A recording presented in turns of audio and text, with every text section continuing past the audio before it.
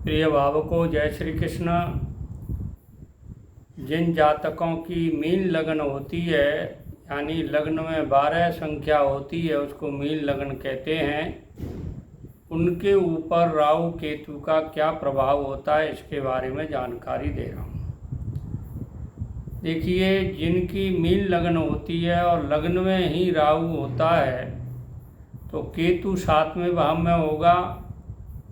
ऐसे जातक जिद्दी होते हैं, हठी होते हैं, निश्चयी होते हैं, निश्चय करके बैठते हैं और आस्तिक होते हैं, भगवान में विश्वास करने वाले होते हैं। प्रभावी व्यक्तित्व होता है, परंतु कष्ट जीवन में होता है। धीर, वीर, गंभीर और आत्मसंयमी और त्यागी होते हैं ऐसे जातक। जिन जातकों के दूसरे भाव में, मीन लग्न वाले जातकों के दूसरे भाव में अगर राहु होता है तो केतु 8वें भाव में होता है, ऐसे जातकों को बचपन में बहुत कष्ट होता है। कहीं से कोई सहारा नहीं मिलता, रोगी होते हैं, शत्रु भी बढ़ जाते हैं, व्यवसाय में समस्या आती है और निराशा हाथ लगती है। राहु अगर तीसरे भाव में है तो केतु 9वें भाव में होगा। इसमें जातक अपने भाई बहनों की रक्षा करने वाला होता है, कठोर परिश्रमी होता है, परिश्रम से अपने भाग्य का निर्माण करता है, परंतु भाग्य पक्ष कमजोर होता है। राहु अगर चौथे भाव में है तो केतु 10वें भाव में होगा। ऐसा जातक माता पिता का सुख कम भोगता है, यानी माता पिता का सुख कम होता है और स्वयं अपने बलबूते पर आगे बढ़ता है। राजनीतिक इनको सफलता मिलती है। अगर राहु 5वें भाव में है, केतु 11वें भाव में होगा। ऐसे जातकों की जन्म कुंडली में अगर राहु 5वें भाव में है तो पितृदोष निर्माण होता है, शिक्षा में अवरोध पैदा होते हैं, संतान के पैदा होने में कष्ट होता है, पेट का रोग होता है। अगर राहु 6ठे भाव में है तो केतु 12वें भाव में होगा। इसमें रोग और शत्रु दोनों का नाश होता है। न तो रोग होता है तो ठीक हो जाता है और शत्रु तो पनपते ही नहीं है।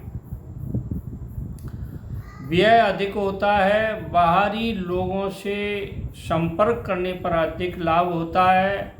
यह जातक धार्मिक होता है, सामाजिक यात्राएं खूब होती हैं इनके।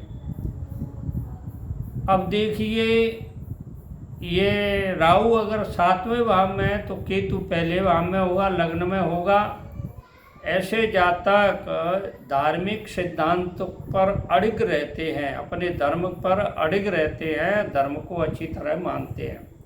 वैवाहिक जीवन कष्टपूर्ण होता है, कार्यों में विघ्न आते हैं, संतान सुख में कमी आती है। राहु अगर 8वें भाव में तो केतु दूसरे भाव में होगा। ये जातक भोग भोगने वाले, कामी और गुदा रोग से पीड़ित होते हैं। वैवाहिक जीवन कष्टपूर्ण होता है, कभी कभी विवाह में विलंब भी होता है और कभी कभी विवाह होता भी नहीं है। पैतृक धन नहीं मिलता, धन संग्रह नहीं हो पाता। राहु अगर 9वें भाव में है तो केतु तीसरे भाव में होगा।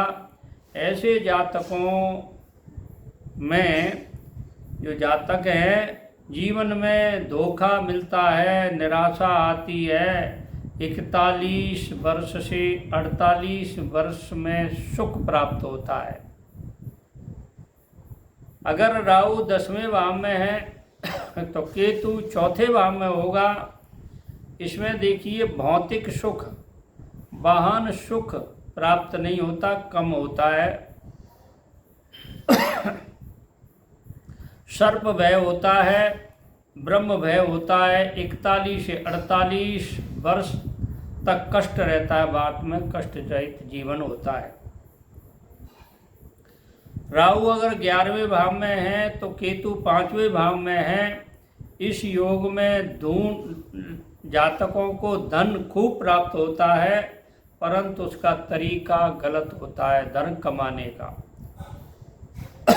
झूठ कपट छल से धन प्राप्त होता है। जुआ सट्टा लॉटरी से धन प्राप्त होता है।